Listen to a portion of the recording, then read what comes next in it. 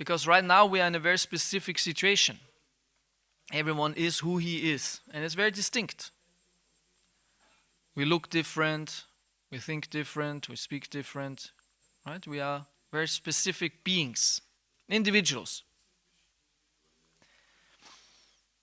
But the soul, so we are very specific in our material situation. But what we really are in the end, so to say, or ultimately, or in the deepest core, is not the material situation. It's not the material body or the material mind. We are something more, the life-giving factor in the whole situation, or the soul.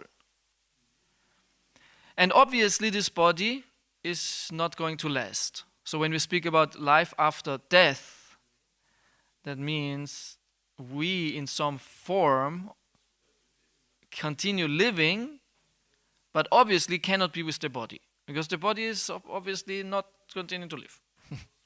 Maybe we are all in illusion and all their bodies continue to live and we just think they are dead even though we burnt them. It's kind of okay to accept that the body will not last. Good. So when we speak about life after death, so that means there's something what continues to live besides the body. Yeah, and this is the soul. The soul continues to live. But what is the soul then? Because many people think, okay, if the body is dead, I am dead. So this is the first point, which is very important to understand for a spiritual person, actually, that we are more than the body. And it's not so difficult to understand, because we experience many things in life besides the body, where the body is kind of even, we're not even aware of the body. Like when we are dreaming, or deep sleep also. Deep sleep is interesting, because deep sleep is nothing what we experience. Deep sleep means like gone, completely gone. But we're still there, so it's some kind of experience, right? But dream means we are not aware of our body. We are in a completely different realm, right? Or sometimes you have a situation where you're not aware of the body. Or so imagine you are very absorbedly thinking now, hearing now what I'm telling you. So you might not be even aware of your body. You realize you're here, yeah? Or sometimes you watch a movie, or if you are in a conversation with a person, right? Or if you're somehow in your own thoughts, thinking deeply about something or experiencing something. So we are not really aware of the body. So okay, we can see actually it's true. The body is one kind of experience. We can have many kinds of experiences, conscious experience. So it's more the question, where is our consciousness? What are we aware of? We can be aware of the body, but we can be aware of our dreams, or our thoughts, of our feelings, or some vision, or something we hear. Yeah. So depends. So it's not about the body. It's about where do we put our consciousness. So consciousness is the main factor. Actually, consciousness is the main factor for our existence. What we experience. Consciousness is the base for experience. Let's say like this. Not the body. Body is one kind of experience. So in that sense, it's not so difficult to understand. Okay, body is just one thing. Okay, so then if the body dies, so to say, it doesn't work anymore, it's not so difficult to understand that I, as a conscious being, still continue to exist. It's just one level less. This bodily experience isn't there. Maybe other levels open up then, which I'm not possible to experience now. Okay, so but the body is gone, but I'm still there in some way. Okay, as a conscious being. As a conscious being, I'm still there. And this is what Vedas explain actually. When the death comes, we leave the body. It's called we leave the body, because the conscious being, what we are, just steps out of the body because it's not inhabitable anymore. Right? And then we are also in a different realm, right? It's also interesting, because kind of the body forces the conscious being to be in this reality. So there are other realities also. So, and then this conscious being will continue to exist. But how will it continue to exist? In which way? And it said there's something what defines the future existence. And this is what is in this Sanskrit called karma. It's a term which kind of everyone knows nowadays. It's not so difficult. Everyone has kind of a concept of karma. Yeah, but karma means karma itself means activity. This means activity, action, activity. And combined, because most people understand karma as the reaction. This is my karma. But Veda, especially Bhagavad Gita, speaks about karma more in the prior aspect of karma, meaning the activity which forces a certain outcome. So the reaction, what we get when we say, oh, this is my karma, when like Schicksal or Kismet or destiny, is called karma also destiny. It's true, karma, destiny is an aspect of karma. But the more important aspect which the Vedas concentrate in regard to karma is that which you can influence, which is the activity which brings about a certain reaction or brings about then the destiny. So destiny is not, it doesn't come upon you. It's something what you created yourself. But when you created it, then it's about to happen. Okay, there's some certain, unavoidability. But in the first place, to act, this is on you. There you have the free will. So depending now on that what we did in this life, next life it will manifest, so to say, in a certain way. Okay, so this is then life after death, which you created yourself. You create a certain life after death. And most people, of course, are not aware of that. And this is why they act how they act. This is why they do what they do. Because they don't know there will come this will come back to me. And we also, and very often we are not thinking about this. We are too ignorant of this law. Because if we would know that, and if we could evaluate also this reaction, at least in positive or negative terms, then we would probably be more careful what we do. Because we say, oh my God, okay, I'm tempting to do this now, but what will be the outcome? How will it come back? Is this good? Or probably not. Okay, so I shouldn't do this. Yeah. So the conscious being after this life will get the reactions of his life. And there is an unlimited variety how it can manifest, how it can come back. And of course, we would like to have a positive outcome. We don't want to go to hell after this life. Hell in any form, a hellish situation, a situation where I have to suffer. Right? Nobody would do that. Like a hell in the literal term of the word, or a literal understanding of the word, or just a hellish life. You get born in a miserable situation with real bad parents, poor, and all kinds of trouble and problem, and then in life you never find the right partner, and then you find the partner, and after 2 years it's a whole mess, and you get divorced, and you have debts, and you get sick, and have a car accident, and life for some people it's like this, really, really, really bad. Yeah. So nobody wants that. So there's a huge variety of lives, and it's so far it's actually not written down. We still have in our hands what life will come next. We have still freedom. This life is already set. We cannot change that. We have this body, we have this life, we have this situation, right? This family. This is already set. But next life is not set. And we have still many years ahead of creating our future. And now you could think, okay, because some think only about this life. Okay, what can I do? I'm kind of young still. I can achieve this, that. Yeah, okay, maybe. But more important is what comes after this life. Actually, what comes after this life? So we should invest in that sense in our next life. And this is now what these books, the Vedas, say. There's an opportunity for you to reach a destination after this life which is the best of the best of the best of the best. Not comparable with anything what you can even imagine. Because some people would say, okay, a life where I'm born already as a billionaire, sounds great, But what is a billionaire who is stupid, What's the use of being a billionaire and you're just dumb? And then you meet all your billionaire friends and you're just stupid. You don't get anything and everyone thinks you're an idiot. It's just rich. So, okay, I should be rich and smart. But what if you're like super rich?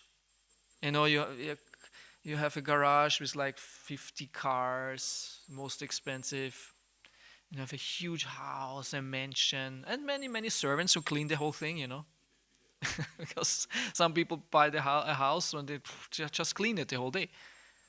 If you have a flat or at least a small flat, you know how difficult it is to keep it clean. Some are more struggling with that, some less. Some just don't like it to be clean. Now maybe they like it to be clean, but they don't do nothing for it, and it seems that they like it to be dirty and messy. I don't know. So imagine you have like 50 rooms or something. This is hell. The whole mansion, everything you clean the whole day. No, you have enough people who keep it clean, You have servants and all that. Super rich. You have so much money in a bank account. So you're super, super rich. And you're super smart. Everyone thinks, wow, he's an intelligent guy. And you can enjoy the finer things of life. So what if you're like that, but you're like ugly? You're like just ugly, you look so terrible that everyone thinks, my God, he's Quasimodo. No, it's like, oh my God, he's so... Okay, so that would be also a stupid life. You want to marry a beautiful girl and you just run away from it. It does. How rich you are, how smart you are, I cannot see your face. Okay, so you must be also beautiful, right? So you're rich, you're beautiful, you're smart. You have it all, you have it all. Good quality. So, but the Vedas say even such a life is nothing compared to this perfect thing, right? The perfect reality. So this is what is called back to Godhead or Godhead or being with God. Yeah, being a spiritual reality. Because even though you might be rich and beautiful, all that, still it's also temporary. This is also a problem. It's not just that the quality of the experience compared to the spiritual is not so wonderful, but also it's temporary. You might be having all this, but you will die also. You will not accept of dying. So there is a reality which is better than anything else. The experience of it is so good that you would say even material things and even other opportunities of experience in the material situation are not insignificant. Because the real thing what makes a soul, not a human, or let's say, anyway, let's distinguish that. The soul happy, it's love. It's this weird, cheesy, terrible, misunderstood, thing called love. Love. My God, so boring, Yes. This is the thing, what is actually important. Love. Yeah. So, but what is love then? Yeah. So love, everyone kind of thinks to know what it is. Yeah. That's already good. If you have already a little sense of it. Yeah. And love is, whatever it is, it's the best. Whatever it is, it said it's the best. And when you have it, you're perfectly happy. When you have it, you're perfectly happy. So, and why is it like this? Because love is the nature of the soul. And the soul is the deepest, realest thing what we are. And just right now, we are not really aware of that because of the material situation and all that. But when we become more aware of what's going on, we understand, I'm a soul and this is what I want. I don't want anything but love, actually. And then the soul is very smart and understands where to get most of the love. And it will not go on Amazon then. Because most people think, where do I get what I really want? They go on Amazon. Right? They are smart. They know, I go on Amazon, I will find it. So, but the soul understands, I will not get an Amazon. Other people, they go then to stock market or to the bordel, brothel. They think, where do I get that water room? They go to the brothel. They are the most beautiful and available women, if I have the money, of course. If not, then I can just look. It's also stupid. So the soul is very smart. And I say, this is just not interesting. Where do I get love? The best love, the most love? With God. God has it all. He has most love. Yeah. And such a person who has such an intelligence, which is kind of rare, is very determined and only engages in experiencing God, serving, loving, meditating, like being completely engaged with God, and becomes very, very happy. Love makes the soul so happy. And when the soul or human who does that, does this to a degree where there is,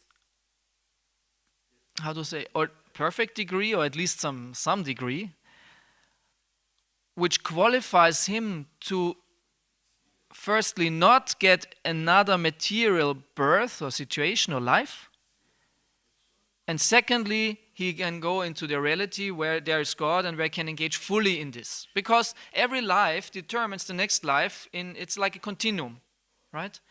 And when we go completely in the spiritual direction, there is no need anymore for material situation. Why? Because you don't want that anymore. You don't need that anymore.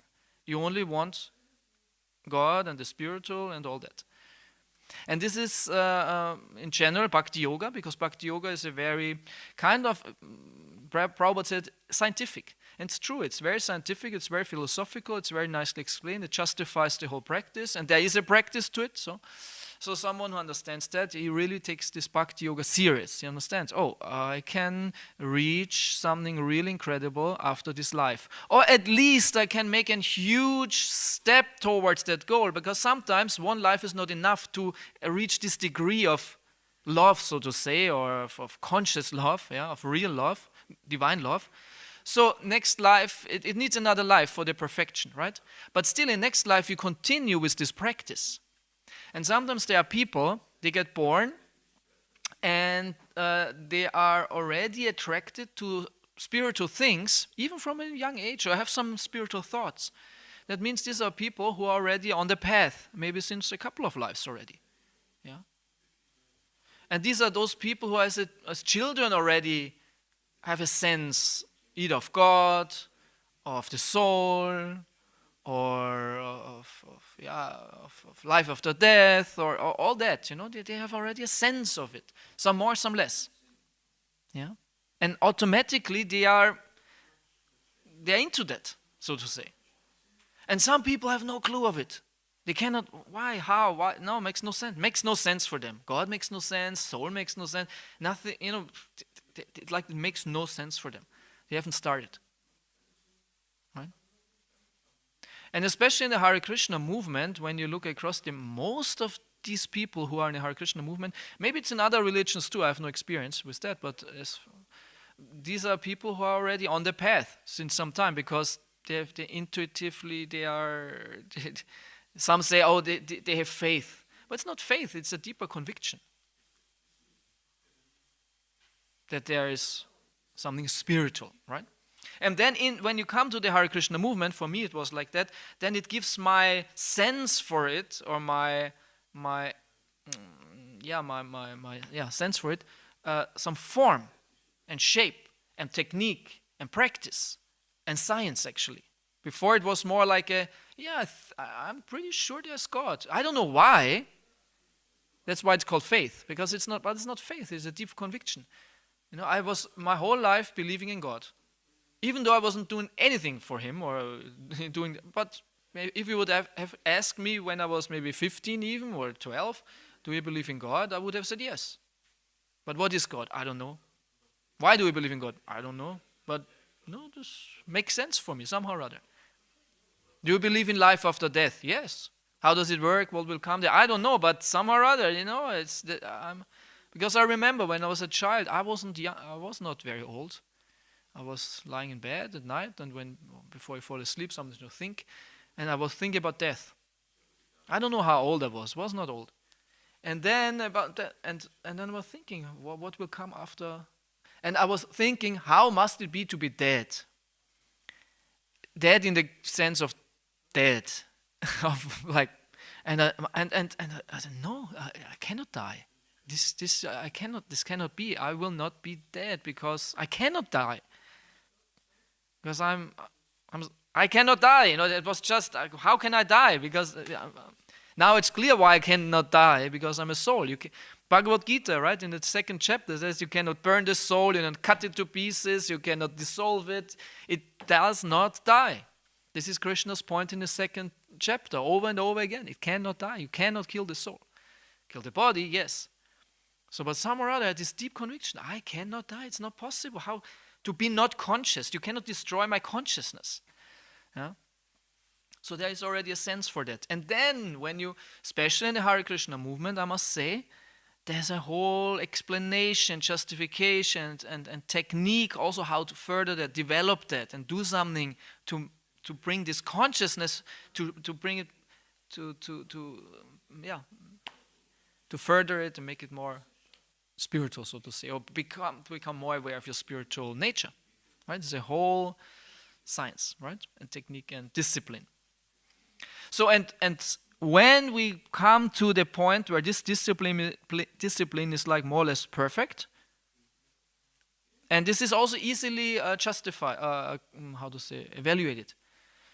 Sometimes there is the example given of a scale. Yeah. On one side you have the material attachments, material desires, and on the other side you have the spiritual consciousness.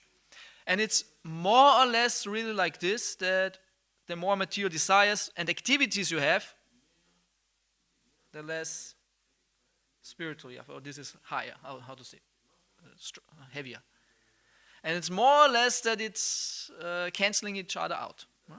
So you can see how advanced you are in how much you engage in a spiritual context, especially in our tradition, in serving Krishna, and chanting Hare Krishna, and reading scripture, and thinking about Krishna, or how much you engage in material pursuit, or even, you can even say, not engaging in Krishna consciousness.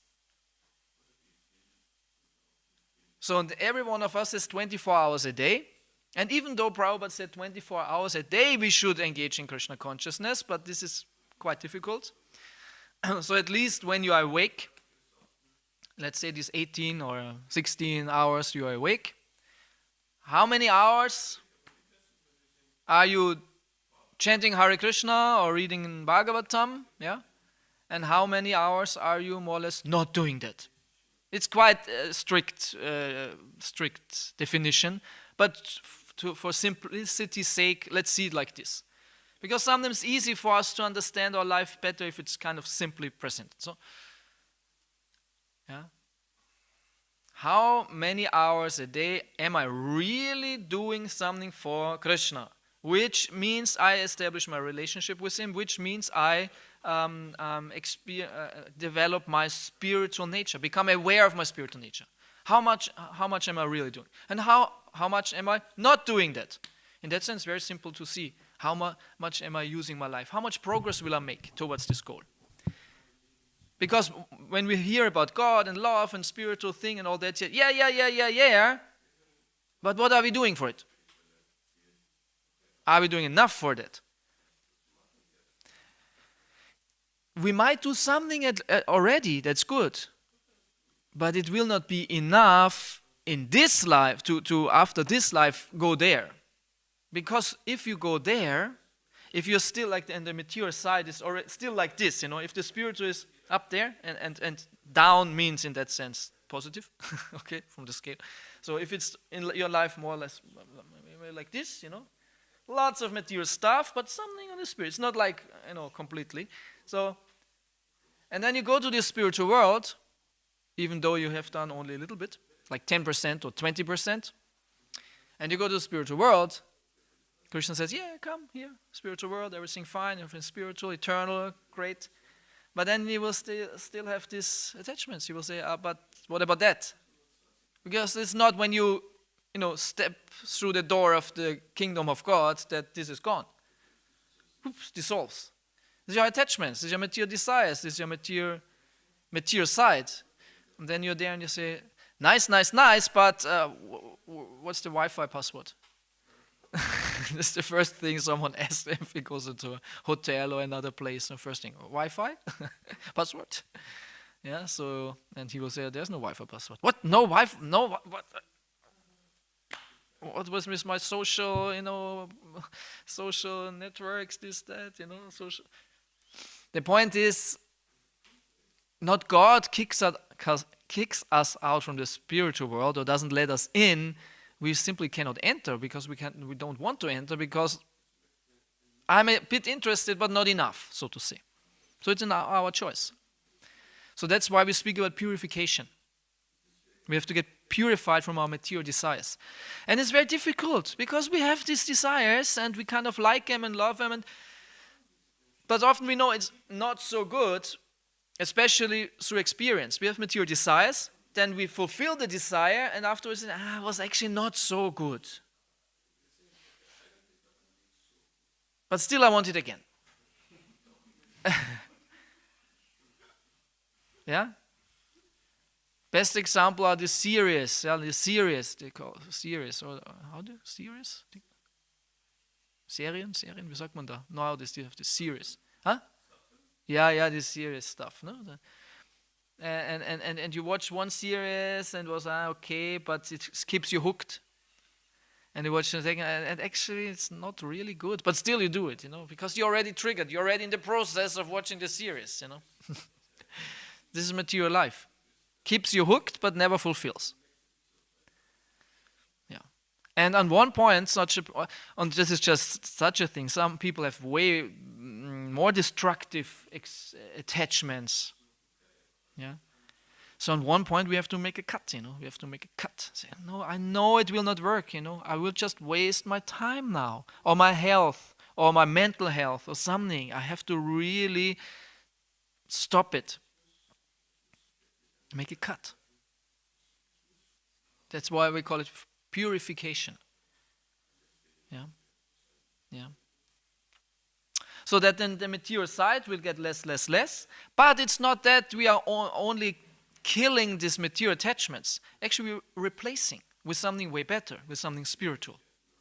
And Krishna says that in Bhagavad Gita.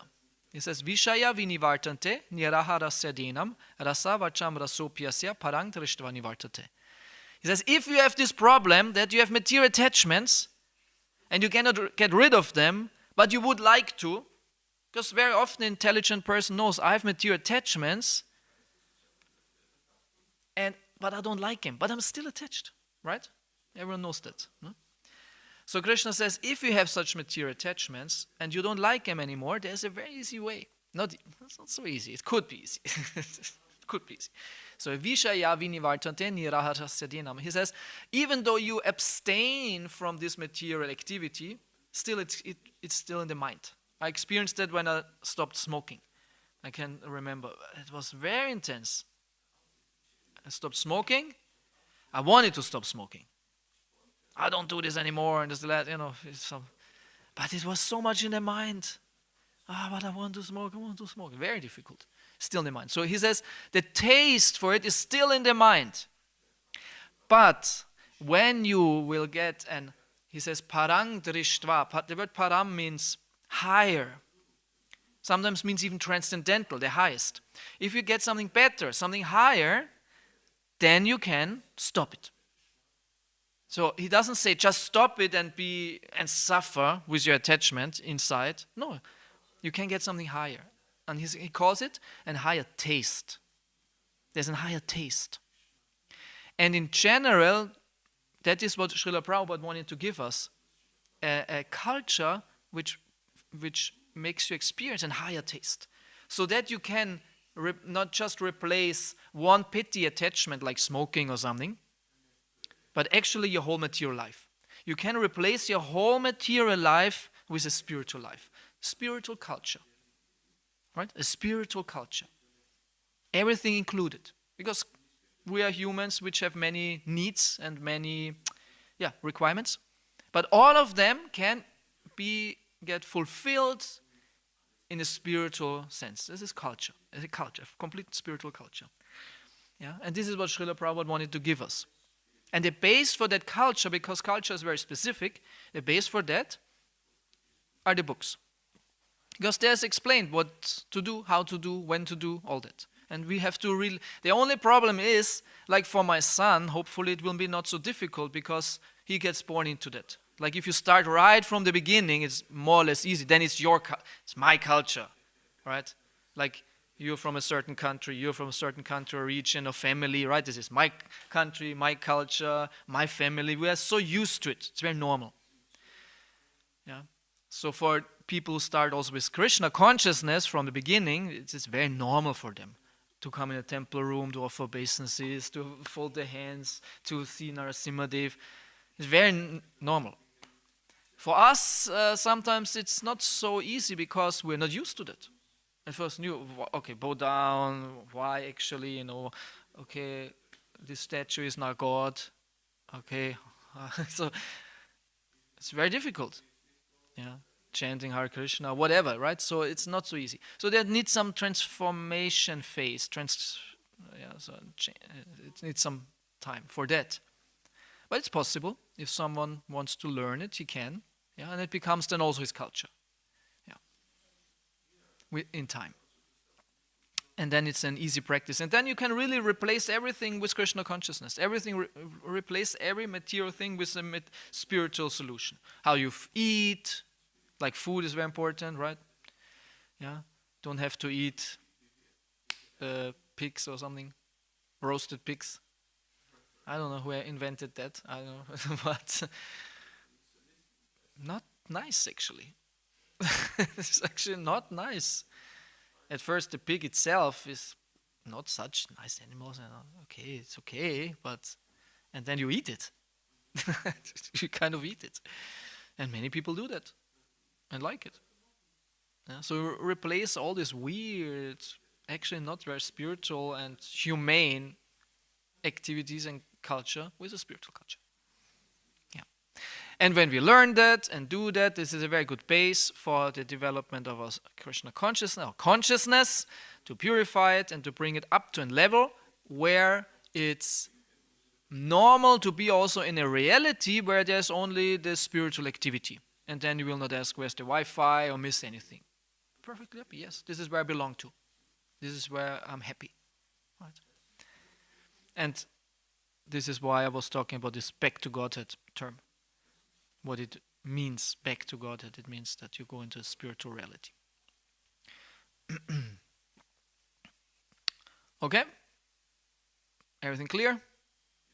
Yes? Any question or comment? Huh? Yes, here's a question.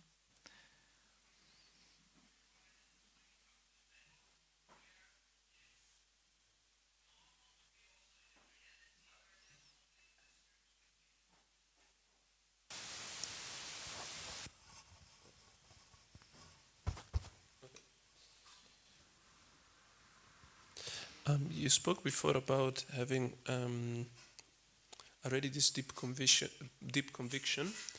and we see that different people, based on their own karma, they have different deep convictions. Yeah, and this, of course, it feels very natural for some of us, like to believe in God or like to have already this, so I don't know, pious understanding of life. But for some others, they have already these deep convictions instead of completely the opposite. Yes. To be very so how do we? Because we say also, okay, because it feels also so natural for us, then it could be that there is some truth behind it. Yeah. But then some others feels completely the opposite, and then maybe they think, okay, it's so easy for me to be atheistic or to not see in it, so most probably there is some truth behind it. So I wanted to... Sure, there's truth behind it. It's true that there is no God. It's true for them. It's very true. And they just see one part of reality, so to say. Of course, they could say the same about us. We just see one part of reality, right? But this is the manifestation of the free will. This is what these options God gives everyone.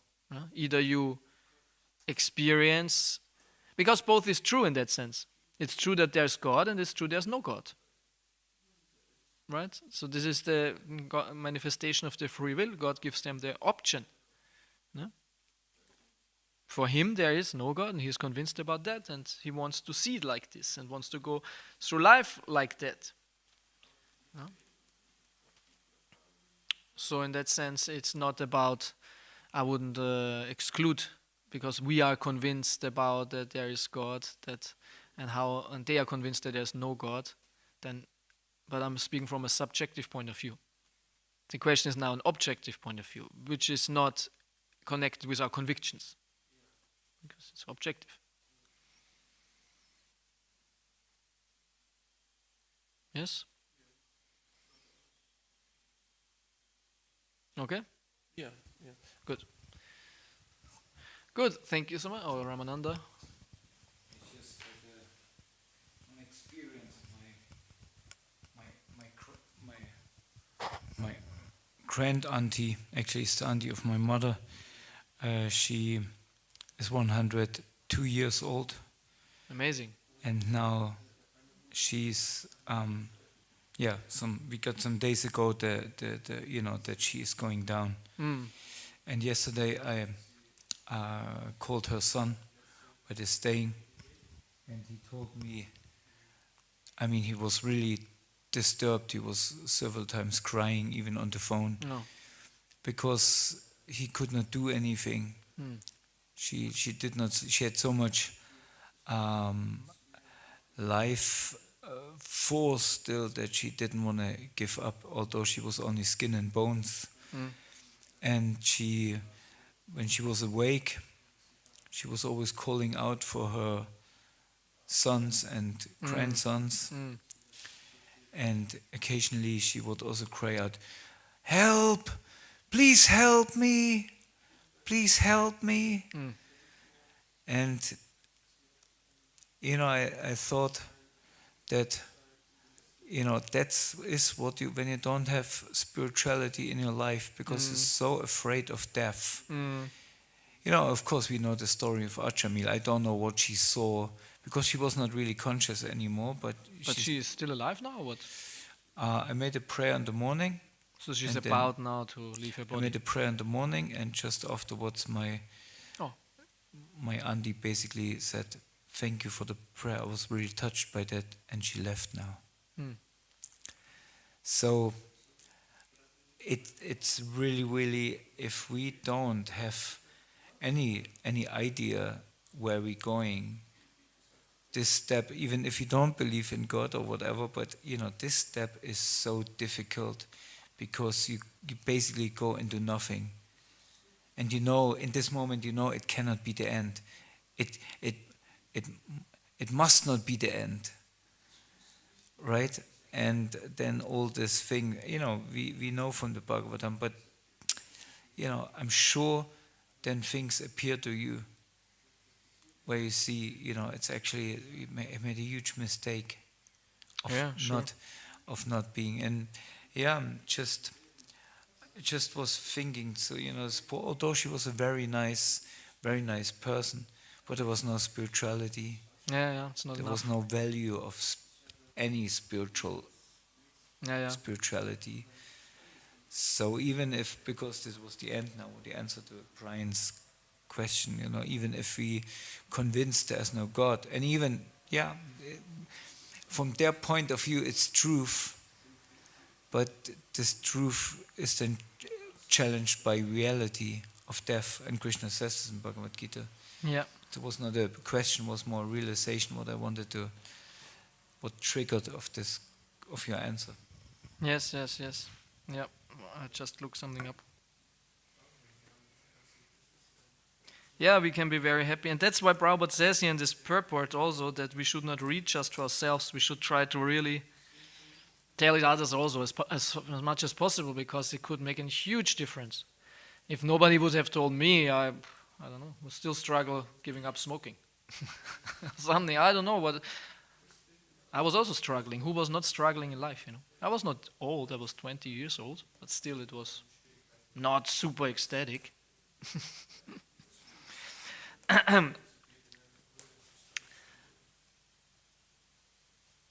Something a little bit in this direction for the end. I like this. Do you know who was the first hippie?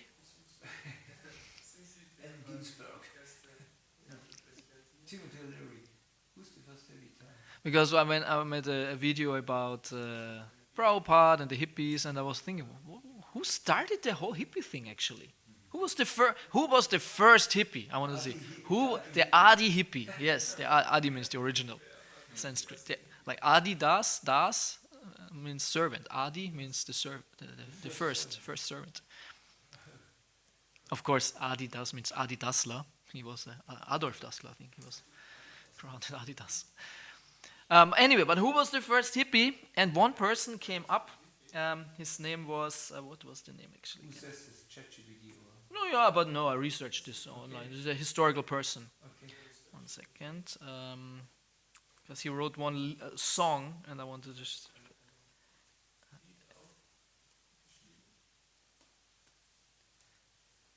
Abbott, he is Abbott or something. Eden Abbas. Eden Abbas. And it's very interesting because he was a hippie already in the 40s. Because hippie-dom become really big in the 60s. But how do you define hippie? I mean, what? Yeah, exactly. So he was hippie because he had long hair. And he now 1 second, I'm not finished. This was just one symptom. And he was living in nature. Yeah. And he was living under I think it was the L of the Hollywood sign in Los Angeles. He was very famous actually because he was living just in nature. And he had a group of people. They were vegetarian. And this was already in the 40s. Where the trend, the culture, the young people, the dress, it was different. And he was complete, natural lifestyle, a little bit meditation, a little bit religion, spirituality, believing God, long hair, making songs, yeah, and yeah. So Eden Abbas is his name, and he lived and then he wrote one song which became at that time, I don't know the song, but at that time it was super famous because one singer, his name was Nat King Cole. Nat King Cole. You know him. I don't know Nat King Cole, but you know. He took this song down. He got the lyrics from him, and the song is called Nature Boy. Yeah. I did not know that. So nice, you know that. So it's famous, right? So it's famous. But he got it from Eden Abbas. And then later on the song Nature Boy, many singers covered it. Even David Bowie and other very famous singers. Many took this song. And the lyric, and actually it's a very true song. It's a very true song. A very simple truth in it. But it helps maybe to understand, to evaluate, because before with the scale example, sometimes I like to use very simple pictures because life is very complex and sometimes make it very simple. And for me to think, okay, how much of my time am I chanting Hare Krishna, how much not? To make it very simple, oversimplify things. So this song goes like this. There was a boy, a very strange, enchanted boy. They say he wandered very far over land and sea, a little shy and sad of eye, but very wise was he. Why are you laughing? Because I was hearing this song days before. Really? Yeah. See, now it comes back. Yeah, okay, so you know the song. Now you say God doesn't exist. I never said it. Oh, you argued with him or something? No. And then one day, a magic day, he passed my way, and while we spoke of many things, fools and kings, this he said to me. So what he said to him. So a boy who was a little melancholic, sad of eye, but wandered very far, was wise, a wise boy, strange boy, enchanted. And then he told him something. The greatest thing you'll ever learn, so the greatest thing you'll ever learn, so now this is the punchline. So what's the greatest thing you'll ever learn? He said, is just to love and be loved in return. The greatest thing is ever to love and love in return. But this does mean a real love. This is the real love. This is bhakti. And this is only possible if you love God. If you don't love God, it's very difficult. Because someone you can easily love because you fit. And someone you cannot love because you don't fit. But if you love God, and you understand God really, and God means absolute truth, then you understand everything is God's creation, everything belongs to God, everything is in one sense also God. That means you can really love everyone and everything even, because you love God. God connects, so to say. It's the connector of your love. Yeah. So in that sense, and with this point I end, many people have passed, what's it called, out-of-body experience or near-death experience. Many say that they saw their life, they saw the movie of their life, right? We know that. But they saw it from a different point of view. Not from this point of view, but from a higher point of view. Not seeing, but experiencing. And they evaluated their whole life based on what principle? On love. They evaluated every situation in their life, how much love was there in the situation. And they re-experienced their life. And they see, when I was not loving someone, or the opposite was the case, I was hurting someone, they felt it completely. And they said, from this point of view, I evaluate my whole life, and all the other evaluations we do all the time, whatever, egoistic evaluation, money evaluation, or we can have so many evaluations of life, of people, of situations. They were all completely useless, they said. That was all what I was thinking, how I was evaluating my life. It was nonsense. This is actually the only evaluation because it's God's evaluation. So this was the divine, they got this vision of the divine evaluation, and then they saw their whole life. And they really felt, my God, I was messing up. They were really feeling it, especially when they hurt someone or some animal even, right? And when it was good, and they said it was also enhanced. When they did something good, they were so happy that they did the good thing. And when they did something bad, they were really, it was suffering. And they said, my God, so and then they came back, and often with a nice realization, I have to change my life. And as he says, to love and to love in return. But this is a very simple statement. There must be a spiritual base to it. And this is, in the end, this is Krishna consciousness. So with that I end. Srila Prabhupada Ki Jai, Nitai Gaur Premanande, Hari Hari Bol. Thank you for watching online. Srila Prabhupada Ki Jai also to you.